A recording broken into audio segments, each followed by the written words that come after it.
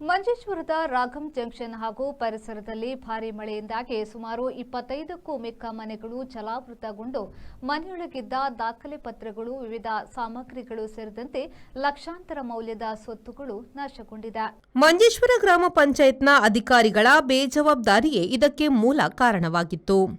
Manjeshwar railway ಹಳಿಯ ಪರಿಸರದಲ್ಲಿರುವ ಸುರುಮಾ ತೋಡಿನಲ್ಲಿ ಭಾರೀ ಪ್ರಮಾಣದ ತ್ಯಾಜ್ಯಗಳು ತುಂಬಿ ನೀರು ಹರಿದು ಹೋಗಲು ಸೂಕ್ತ ವ್ಯವಸ್ಥೆ ಇಲ್ಲದ ಕಾರಣ ಒಂದು ಗ್ರಾಮವೇ ನೆರೆಯಿಂದ ಹಾನಿಗೆ ಒಳಗಾಗಿತ್ತು.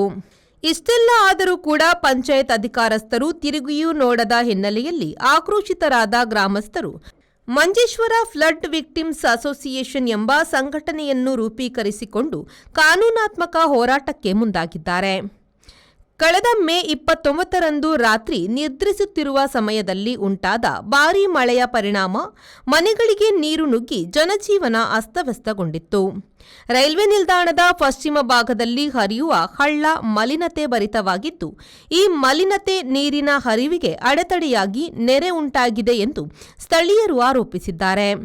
ಹಳ್ಳವನ್ನು ಶುದ್ಧಗೊಳಿಸುವತ್ತ ಮತ್ತು ಸಂರಕ್ಷಿಸುವತ್ತ ಪಂಚಾಯತ್ನ ಅಧಿಕಾರಿಗಳು ಯಾವುದೇ ಕ್ರಮ ತೆಗೆದುಕೊಂಡಿಲ್ಲವೆಂದು ಗಂಭೀರವಾಗಿ ಆಕ್ಷೇಪ ವ್ಯಕ್ತವಾಗಿದೆ. ಮಳೆ ನಿಂತು ಹಲವು ದಿನಗಳಾದರೂ ವಾರ್ಡ್ ಸದಸ್ಯ ಅಥವಾ ಪಂಚಾಯತ್ ಪ್ರತಿನಿಧಿಗಳು ಸ್ಥಳಕ್ಕೆ ಭೇಟಿ ನೀಡಿಲ್ಲವೆಂದು ನಿವಾಸಿಗಳು ದೂರಿದ್ದಾರೆ. ಈ ಹಿನ್ನೆಲೆಯಲ್ಲಿ ನಿನ್ನೆ ಸೋಮವಾರದಂದು ಸುರಿದ ಭಾರೀ ಮಳೆಗೆ ಮತ್ತೆ ಮನೆಗಳು ಜಲಾವೃತಗೊಳ್ಳುತ್ತಿದ್ದಂತೆಯೇ ಫ್ಲಡ್ ವಿಕ್ಟಿಮ್ಸ್ ಅಸೋಸಿಯೇಷನ್ನ ನೇತೃತ್ವದಲ್ಲಿ ನೆರೆ ಸಂತ್ರಸ್ತರು ಹಾಗೂ ಗ್ರಾಮಸ್ಥರು ಮಂಜೇಶ್ವರ ಗ್ರಾಮ ಪಂಚಾಯತ್ ಕಚೇರಿಗೆ ನುಗ್ಗಿ ಅಧಿಕಾರಿಗಳನ್ನು ಹಾಗೂ ಅಧ್ಯಕ್ಷೆಯನ್ನು ದಿಗ್ಬಂಧನಗೊಳಿಸಿ ತಹಶೀಲ್ದಾರರನ್ನು ಕರೆಸುವಂತೆ ಪಟ್ಟು ಹಿಡಿದು ಅವರನ್ನು ಕರೆಸಿ ಸಮಸ್ಯೆ ಇರುವ ಸ್ಥಳಕ್ಕೆ ಕೊಂಡೊಯ್ದು ಕೂಡಲೇ ಪರಿಹಾರ ಕಾಣುವಂತೆ ಒತ್ತಾಯಿಸಿದ್ದಾರೆ. ಇಲ್ಲವಾದರೆ ಮುಂದಿನ ದಿನಗಳಲ್ಲಿ ಮತ್ತೆ ಪ್ರತಿಭಟನೆಯ ತೀವ್ರತೆಯನ್ನು ಹೆಚ್ಚಳಗೊಳಿಸಲಿರುವುದಾಗಿ ಎಚ್ಚರಿಕೆ ನೀಡಿದ್ದಾರೆ.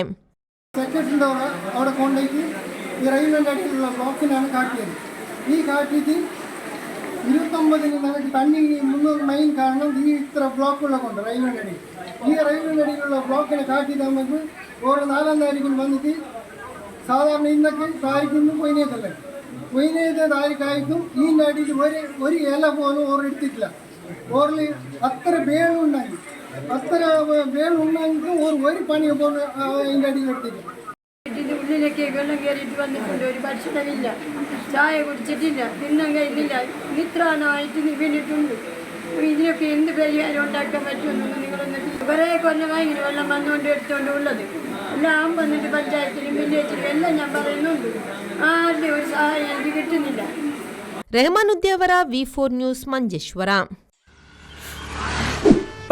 ಯಾವ ಲೇಟ್ ಆಗಿ పోయి ಈ ಫರ್ನಿಚರ್ ಹಿಂಗ ಮಸ್ತ್ ಇಷ್ಟ ನಿಲ್ಲಡಿ ಬತ್ತಂ పోయి ಬಾಬಾ ಇಲ್ಲ ಮಸ್ತ್ ಖುಷಿ ಆಗ್ಬಿಡು ಬಾಬಾ ಕುಲ್ಲರ್ನ ಬುಡ್ಸೋದಿಚ್ಚಿಗೆ ಅಂದ್ ಕೈದಲ್ಲಿ ನಿಲ್ಲಡಿ ಮಾತಾಡಲ್ಲ ವೀಕಿದೆ ಫರ್ನಿಚರ್ ಉಂಡು ಈರಿಂಗ ದಾಲ್ ತೆತ್ಕೋರ್ಬಿನೆಂಜಿ ಪೋಲೇರ್ ಬೇಬಿ ಯಬಾ ವೀಕೆ